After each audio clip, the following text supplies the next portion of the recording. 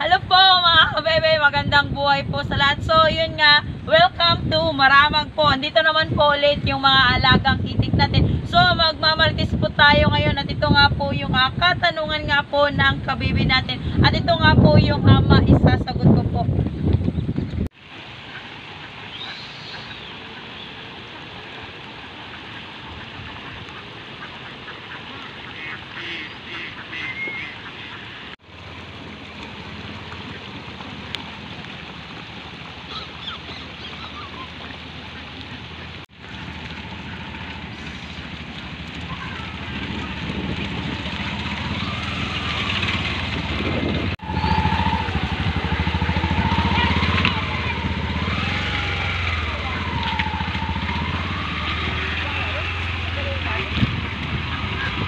I know you got 16,000 steps. I don't wanna hold you back.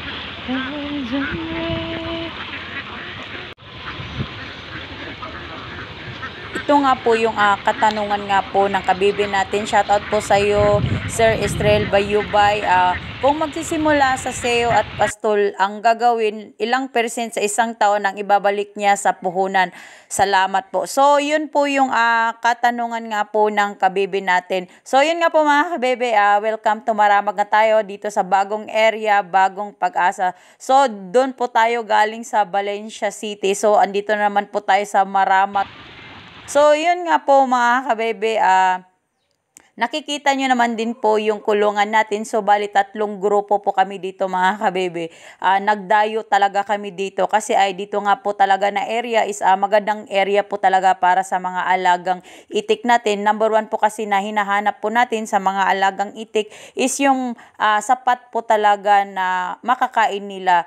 Maliban doon mga kabebe, marami po talagang kuhol na nakakain nila dito sa Maramag kumpara doon sa Valencia. So yun nga po mga kabebe, so balansi po ang kinakain ng mga alagang itik natin. So pwede po silang kumain ng kuhol at pwede din po silang kumain ng palay. At sa ngayon nga po mga kabebe, sa isang linggo na nailipat po natin yung mga alagang itik natin ay may pagbabago na po talaga sa katawan nila. Mas madali po silang lumubo, lumaki po yung katawan nila at naging kondisyon po yung katawan nila. At ngayon nga po ay may nakikita na nga po tayong improvement.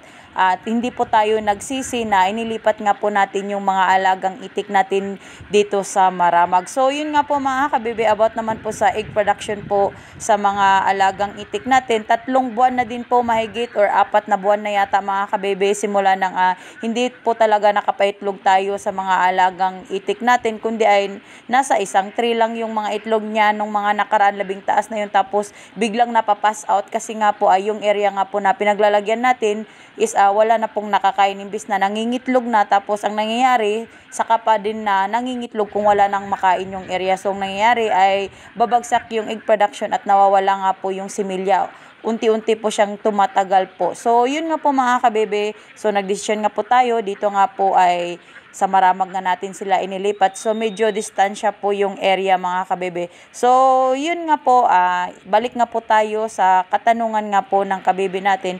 Depende po mga kabebe kung ilang itik po yung sisimulan natin. Kung magsisimula po tayo sa 700 heads na itik, base lang din po ito sa karanasan ng kakilala ko kasi ay nagbrooding din po ako mga kabebe na sa 1,000 heads pataas kasi yung brinoding kong mga seho na nagsimula po tayo sa ganitong paraan. So ngayon ay bibigyan po kita ng idea na nasa 700 heads lang po muna. So yun nga po mga kabebe, sa 700 heads po na mga itik ay 60 pesos po yung isang babae dito po sa Bukidnon. So iba-iba po yung seho po mga kabebe. Sa ibang area po ay yung mga lalaki is binibili mo. Dito po sa Bukidnon ay libre mong nakukuha yung mga lalaki. So ilang lalaki ba yung meron po tayo sa 700 heads po na mga babae? So nasa 160 heads po yung lalaki mga kabebe na nakuha lang po natin ng libre.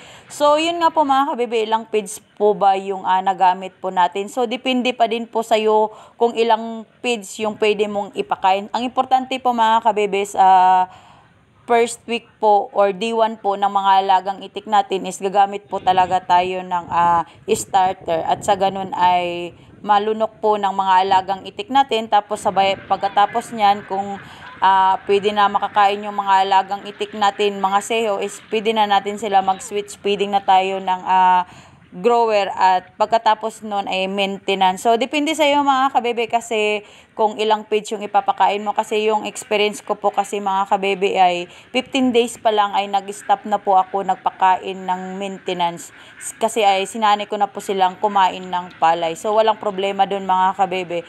So, kung about naman din po sa puhunan na maibabalik sa iyo, 6 to 7 months ay mangingitlog na po yung mga alagang itik natin is depende pa din po talaga mga kabebe kung paano mo ito sila alagaan or paano mo sila pakainin or anong area yung pinaglalagyan natin. About naman din po kung yung kapital na maibabalik sa atin as maibabalik po mga kabebe. Maybe mga simula ng 7 months sila, makukuha mo yan mga kabebe sa 6 months mo na pangingitlog ng mga itik mo na tuloy-tuloy ay makukuha mo na talaga yung puhunan or kinapital mo sa mga alagang itik mo. So, walang problema po sa pag-aalaga ng itik mga kabebe, kundi ay diskarte pa din po.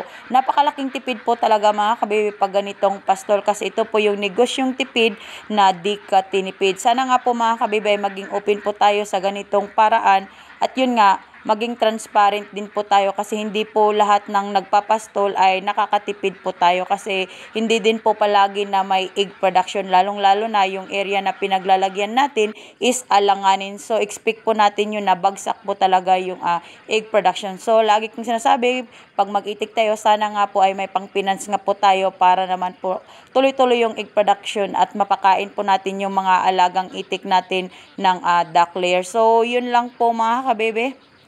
Kung may mga katanungan man kayo mga kabebe, mag-iwan lang po kayo ng komento at ito po yung Facebook page ko.